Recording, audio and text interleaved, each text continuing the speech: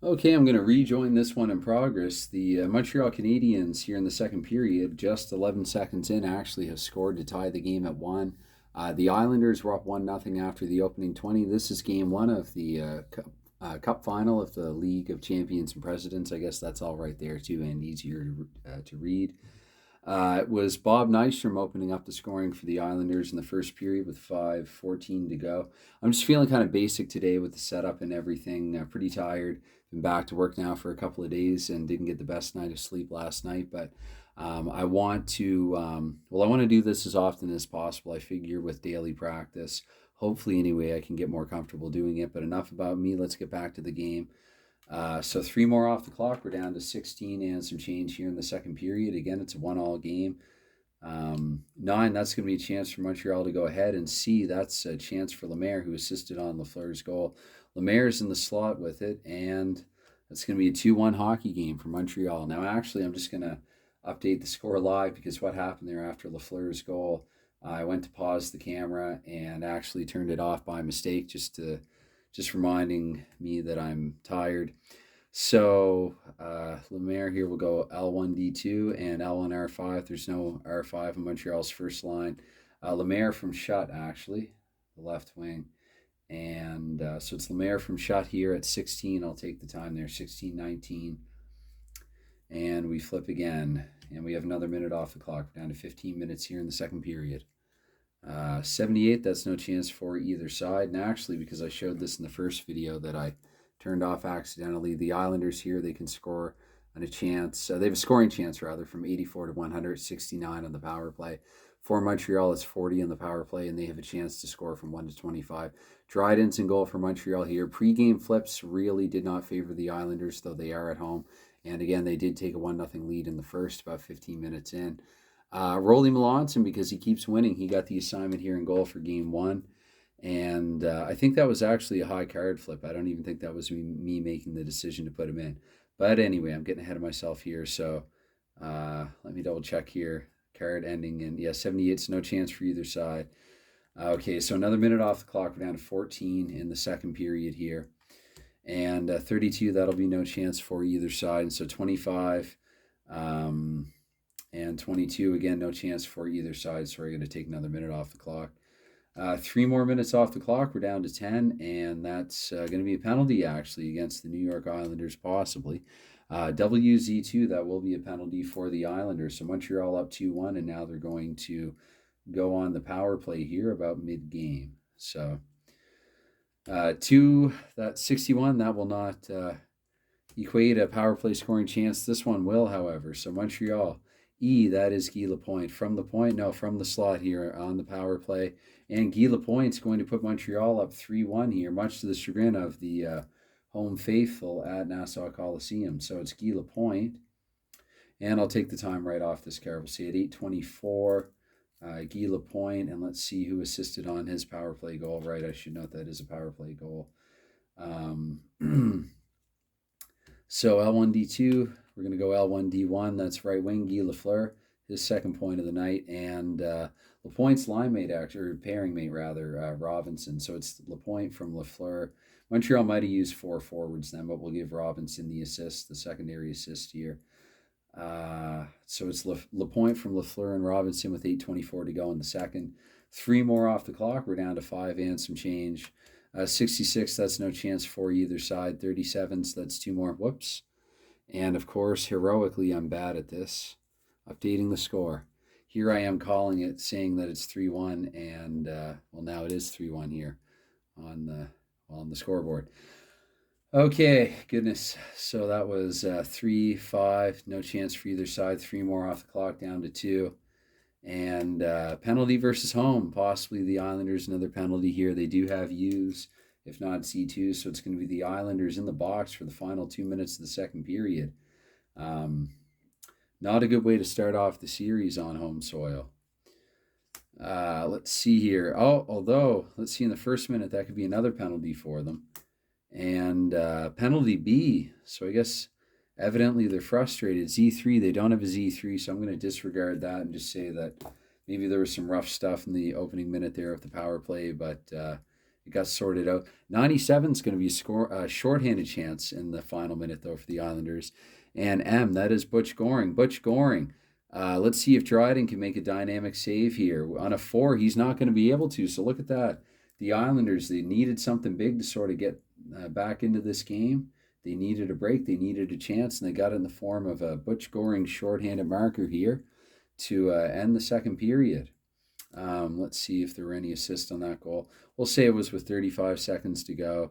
And L2D1, that looks fine. So it's going to be Goring from Nystrom, his second point of the night. And I don't really see any 6s that I'd give it to there. So we'll just say Goring from Nystrom. Usually in a shorthanded goal, there would be only 1 assist anyway. Goring took a stretch pass from Nystrom. They were trying to kill Montreal power play, and they succeeded. And so with 35 seconds to go, it's now a 3-2 hockey game. And 2 more, so that's, anyway, that's second intermission. Right, it's 3-2 after 2, back for the third period, and let me mark third there. So let's see. Jump right into it. 2 minutes off the clock here in the third.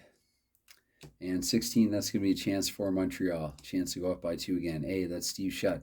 Steve Shutt's in the slot, and lo and behold, Montreal's going to be up here by 2. Early on, I'll just try to quickly note here I should actually start here. So that's 4-2 Montreal. Steve Shutt from, let's see, line 1D2. So Shutt from Lafleur, that'll be his third point of the night. And the line, actually, though, the XL, so we don't give that to Lemaire. We'll just say Shutt from Lafleur. And that's Lafleur's second assist of the contest, I believe. Yeah, Shutt with the second point of the evening, and Lafleur with his third. We'll take the seconds there, 18:35, so exactly 2 minutes after Butch Goring's shorthanded goal to get the Islanders back to within 1. And 2 more off the clock, so 16 here to go. 16 and 97, that's a chance for the Islanders. And 65I, that is Mike Bossy, actually. That's who you want with it at a time like this. So from the slot, Mike Bossy's able to get them to back to within 1. I'll take the 40 right there. So it's 16:40 left here in the third period. The Islanders are not without hope yet. So that's going to be Bossy with his first of the final. And I'm trying to remember actually how much I introduced this up front. I did in the initial video, but of course I hit stop when I meant to hit pause. So that's going to be Bossy from line 1 defense bench. I suppose we give Morrow an assist if it comes up. R5 will be Trottier, though, and right wing is Bossy himself. I'm just going to say Bossy from Trottier. A lot of 1 assist goals here, but that's fine. Bossy from Trottier at 16:40. We have a 4-3 hockey game. And I guess one difference when these teams met each other at the end of season 1, the Habs did start at home. I think I meant to note that earlier in this video or in the last one. But anyway, down to 13 minutes, just over 13 here to go in the third. And 24, that's going to be actually a chance for Montreal. Come to think of it, I think I probably missed a chance for them earlier. That's fine. It's going to happen. I'm an imperfect official. I'll miss the odd call here and there. I don't miss many of them, but I am a little tired this evening, as I've already confessed to being. So 9, that's going to be a chance for Steve Shutt. Steve Shutt's in the slot. This appears to be kind of a no-brainer. Actually, a rebound. So Melanson is rebound 3, and that's a 3 to the shooter. So actually what I do, when I do this all the way up to 6, this is probably a house rule. It smells like one. I'm going to flip the next card, and if it's, I do it 50-50. If it's, we'll say if it's 11-36, since they're the visitors, it'll be a goal for Shutt. And if it's 41-66, it'll be for Melanson. And if that isn't in the rule book, it is a rule of mine that I am consistent with. So we look at the top of the card, 66, that's going to be a big save for Melanson. So Shutt with a scoring chance and a rebound. He was looking for his second of the night. He was unable to get it. Still a 4-3 game. Melanson keeping the minute. 11 minutes to go now here in the third period. And 3, that's 84. That's going to be a chance for the Islanders. R, that will be... Why don't I see R right offhand? R is Clark Gillies on the first line. Okay. From the face-off circle, that's no goal for Gillies. Gillies with a scoring chance. So still a 1-goal game here. Just over 10 remaining. And we're going to get down to 9. Let's see if we have a chance here for either side. 29, that is no chance either way. And then 3 more off the clock. We're down to 6. Time running out here in the Islanders. And whoops, I took 2 cards there, didn't I? 3. No, I did not. So 6 and 5. So that is a chance for Montreal. I'll rewind it to double check actually after I upload this. I'm pretty sure it is though. Guy Lapointe, he did score earlier in the game in the power play. This time he's at the blue line. And Lapointe actually is going to fool Melanson from far away. That has to be discouraging if you're the Islanders. So Lapointe actually with his second goal of the night, somebody's trying to get the first star. L1D1, so 6, that's Lafleur. I think that's his 4th point by now. And Lafleur evidently was all over this one. I can't give him 2 assists. I will give him the 1. It's going to be Lapointe from Lafleur here with 6. We'll take the time off this one. 6:21 left in the game, and Montreal is up 5-3. 1, 2, 3, 4, 5. Yes, they are. So 5-3 game here with just over 6 to go. 2 more off the clock. We're down to 4 minutes.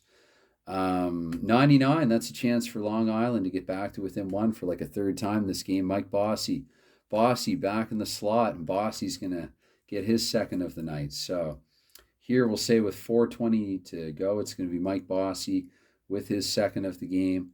And Bossy, L1D1, Trottier again, and 6 is Bossy. So it's going to be Bossy from Trottier, that tandem that struck earlier in the period.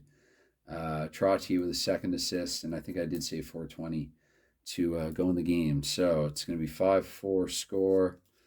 This has turned into a bit of a high-scoring one all of a sudden. Not too abnormal for these teams, though, I wouldn't think. 2 left here. The Islanders, Melanson, he's itching to... He's looking to the bench. This will be a chance for the Islanders, though. So actually, before Melanson has to go, W is Bob Nystrom. He did score earlier in the game. This time he's in the face-off circle. Nystrom's not going to get the goal, so I probably am going to have to pull Melanson here. Again, what would happen if this were real? I think the Islanders would look to yank him, put the extra attacker on. So we look here, and that's going to be an empty net goal with a minute to go. So their bid is unsuccessful. And what I do, and I can't even remember if this is a rule or not, I just keep it simple, flip the next card. That's enough. So scoring the empty net goal here late for Montreal is Yvon Lambert on line 2. It's going to be a 6-4 game. And Lambert, let's see if anyone set him up for it. So Lambert with his first of the night. L3D1, so we'll go L2D1, and RW, that's Lambert himself, LW. So Lambert from Murray Wilson. Good two-way hockey player. And yeah, that's with just over a minute. We'll say a minute 13 to go, and I should note that that's an empty net goal for him as well. And let's see here. I mean, I don't know. They're down by 2. We'll leave Melanson out. Why not? At least it won't harm his stats. So in the final minute, there's nothing here but a personal rule. I always flip once more to see if there's a 0-minute card, and if so, play could potentially continue. But that is 2 minutes, and so your final score at the end of game 1 is 6-4 Montreal, and they take a 1-0 lead in the series.